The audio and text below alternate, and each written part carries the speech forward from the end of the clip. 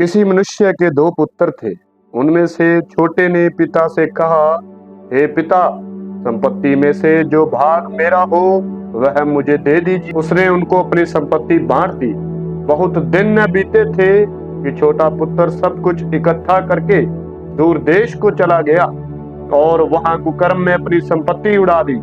जब वह सब कुछ खर्च कर चुका तो उस देश में बड़ा अकाल पड़ा और वह कंगाल हो गया। इसलिए वह उस देश के निवासियों में से एक के यहाँ जा पड़ा। उसने उसे अपने खेतों में सूअर चराने के लिए भेजा और वह चाहता था कि उन फलियों से जिन्हें सूअर खाते हैं अपना पेट भरे, और उसे कोई कुछ नहीं देता था। जब वह अपने आपे में आया तब कहने लगा, मेरे पिता के कितने ही मजदूरों को भोजन से अधिक रोटी मिलती है और मैं यहाँ भूखा मर रहा हूँ। मैं अब उठकर अपने पिता के पास जाऊंगा और उससे कहूंगा कि पिताजी, मैंने स्वर्ग के विरोध में और तेरी दृष्टि में पाप किया है। अब इस योग्य नहीं रहा कि तेरा पुत्र कहलाऊं। मुझे अपने एक मजदूर के समान रख ले। तब वह उठकर अपने पिता के पास चला।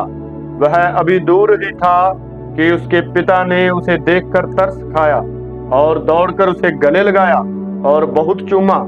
पुत्र ने उससे कहा, पिताजी, मैंने स्वर्ग के विरोध में और तेरी दृष्टि में पाप किया है और अब इस योग्य नहीं रहा कि तेरा पुत्र कहलाऊं।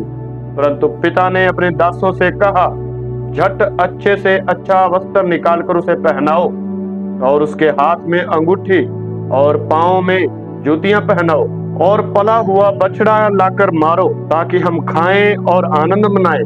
क्योंकि मेरा यह पुत्र मर गया था, फिर जी गया है, खो गया था, अब मिल गया है। और वे आनंद करने लगे। परंतु उसका जेठा पुत्र खेत में था। जब वह आते हुए घर के निकट पहुंचा तो उसने गाने बजाने और नाचने का शब्द सुना। उसने एक दास को बुलाकर पूछा, यह क्या हो रहा है? उसने उससे कहा, तेरा भाई आया है और तेरे पिता ने पाला हुआ बछड़ा कटवाया है, इसलिए कि उसे भला चंगा पाया है। यह सुनकर वह क्रोध से भर गया और भीतर जाना न चाहा।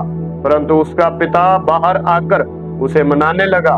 उसने पिता को उत्तर दिया, देख, मैं इतने वर्ष से तेरी सेवा कर रहा हूँ और कभी भी तेरी आज्ञा नहीं टाली, तो भी तूने मुझे कभी एक बकरी का बच्चा भी न दिया कि मैं अपने मित्रों के साथ आनंद करता। परंतु जब तेरा यह पुत्र, जिसने तेरी संपत्ति वेश्याओं में उड़ा दी है, आया तो उसके लिए तूने पला हुआ बछड़ा कटवाया।